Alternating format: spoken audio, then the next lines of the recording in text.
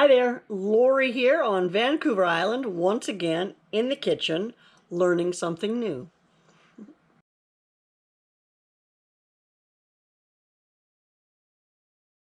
If you're familiar with my channel at all, you know that the main purpose of my channel is to follow my learning experiences through life. And it started off with me learning how to pour paint, and you followed me learning more about gardening and becoming proficient with that. And now you're watching me learn how to can and how to preserve the things that I grew. I grew more tomatoes than I knew what to do with, and I ended up freezing a bunch of them. I made tomato sauce, and I made canned tomatoes, and I made salsa, and I made tomato paste, and I made ketchup, and I made all kinds of stuff, and I still have tomatoes left. So the last thing that I have done with them is juice them. Now, it's pretty easy. All I did was as I was harvesting, because I never really harvested a whole bunch of them at one time. It was always a few here and a few there. But I would wash them, pull out the cores, stick them in the freezer. And then I brought them out and stuck them into my Instant Pot, which is stainless steel. Always use stainless steel with tomatoes. Don't ever use anything coated. Some friends of mine learned that the hard way when the acidity from their tomatoes ate through the coating and ruined the whole batch of what they were cooking. So don't do that. Use stainless steel with tomatoes. But anyway, so I put them into my Instant Pot. I let them cook down and melt overnight. And then I took them through this new contraption that I got. Now, I have a KitchenAid, and I absolutely love my KitchenAid, and I'm finding more and more reasons to love it all the time. But what I got last year was this juicer attachment. So I'm going to show you how this works, and we're going to make some tomato juice. I have you on my head again, but hopefully I'm at a better angle and you're actually able to see what I'm looking down at. So here, of course, is my KitchenAid, and I'm going to start by taking this little nut out and this doomanahiki. And then this is my sauce. So you need to actually have two attachments for this process. You need to have your sausage making attachments, and then you need to have your juicer attachment. So I'm missing a piece. Taking this out, and I'm going to start by putting my sausage maker in here. And if you've not ever worked with the attachments on your KitchenAid, you can see it's got this little nut hole.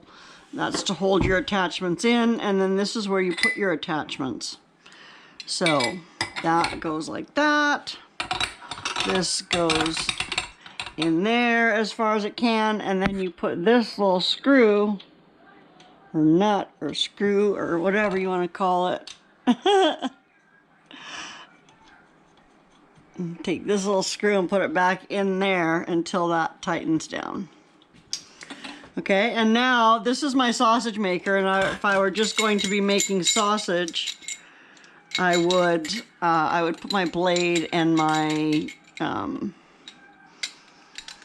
I don't know what it's called. There's some kind of a plate. There's blades for cutting, and there's little plates that you squeeze it through, and I don't know anything. That's what it is. If I was going to do that, I would attach that now and just put this little thing on. So, but this is my juice maker, and this is the thing for it, the screwy thing. And that again, it can only go in one place, okay? And then you can see here, I want to have this up, and do you see that little notch there? This has little notches as well. So I want to make sure this is up, and I slide it into place there, and then I take this over top of here and twist it on. And then this goes back down in here, and this determines the size of the mush that comes out of it, right? Because out of here will come the pulp and the seeds and all of that stuff, and then down here will go the juice. So I don't have a nice tall bucket that'll fit underneath here really well. Oh, this is your plate for putting your stuff down. But I do have that, so I'm going to put that under there.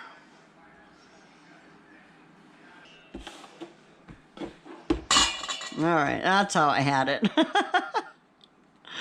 So, yeah, so it's kind of Mickey Mouse, but I had to have this stuff raised up, and I didn't have anything really handy to raise it up with.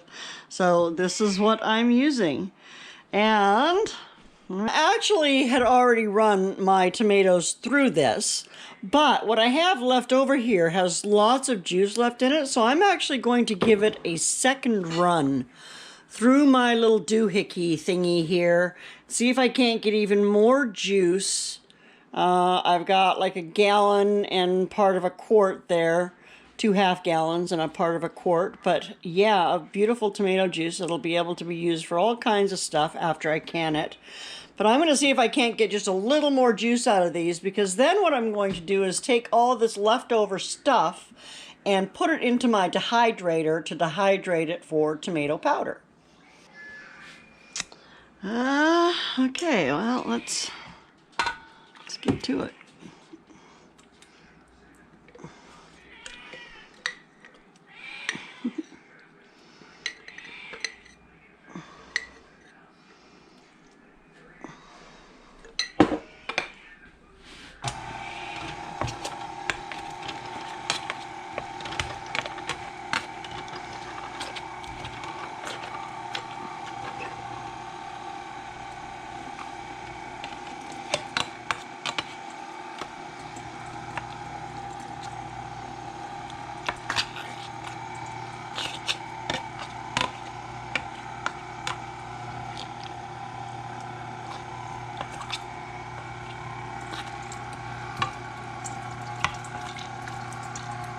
Oh dear, oh, stop. Ah, it's spitting all over the place. It comes with the guard. Don't forget to put the guard on.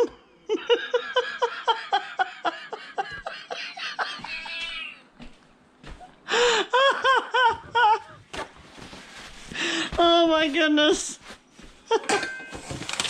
Tomato juice everywhere. Oh. Well, at least it's noticeable right away, so it didn't go flying too much. Don't forget to put the guard on, whatever you do. I've not actually done this before. So, like anything else when you're learning, you always got to start somewhere. So I have my liners for my dehydrating trays, and I'm actually adding parchment paper because I know that tomato tends to stain. So I did get probably another pint of tomato juice out of that, so I guess it was worth running it through another time. And now I'm going to take this gunk that I have and spread it out on my parchment paper.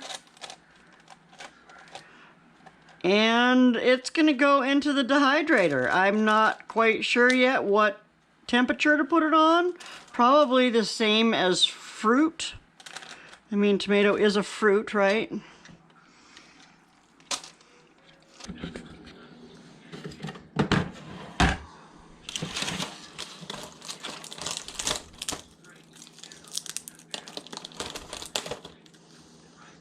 Well, here's my tomato goop. It's definitely all dried, and so let's try and turn it into a powder. I'll just put it in here. This is my spice grinder.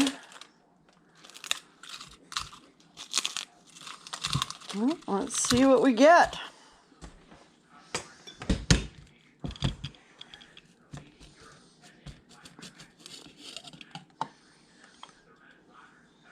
Well, looks pretty powdery. It was definitely a good idea to use the parchment paper because you can see how stained it is, and yet my liners are still perfectly clean. I just turned my camera on. Well, good for you. I was going to show how much tomato powder I got. So I got this whole jar full. What do you use that for? You can use it for anything that you want to add a touch more tomato flavor to. Like you could throw it into your spaghetti sauce or into your soup or into your chili, or someone even asked me if they could sprinkle it on their popcorn. Which you could if you liked tomato popcorn. You could sprinkle it into a sandwich, onto your mayonnaise to get a little bit of tomato flavor. What's wrong with you people? Nothing. There's got to be something wrong. We don't like to waste things. So don't waste it. Well, that's why I made it into powder. Put it on your popcorn. I'm not going to put it on my popcorn. I don't think I would like tomato popcorn. Put it on whatever you want to put it on. But I'll be using it in soups and chilies and Great. minestrone and So spaghetti sauce and... it'll taste like, everything will taste like a tomato. Well, you add other flavors to it, honey. No, yeah. Like oregano or basil or thyme. Yeah, all the stuff I love. Well, what do you don't like about oregano now? You put too much in. All those things, you put too much in. David hates flavor.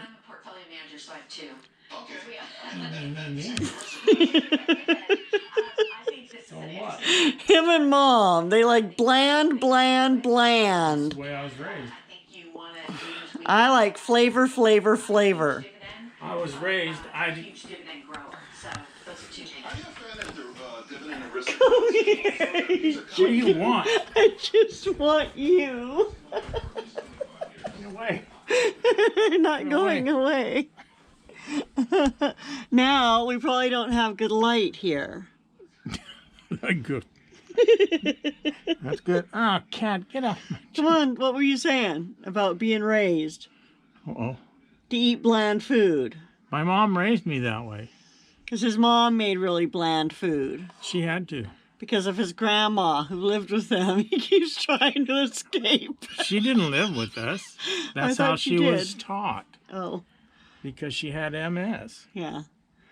And she had to eat a very bland diet. So David grew up with a bland diet, and when anything has flavor, he hates it. I like flavor in my own stuff. I don't like people messing with my stuff. So you just want me to put tomato on your popcorn?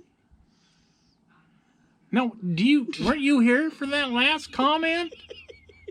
God, do you space out all the You time? want your tomato to taste like tomato, right? Oh, good God. What do you want your tomato to taste like, honey? I don't care. I don't want it to. I don't like tomatoes. You like spaghetti. I have to eat it. You would rather not have spaghetti? Well, that's usually the only selection I have.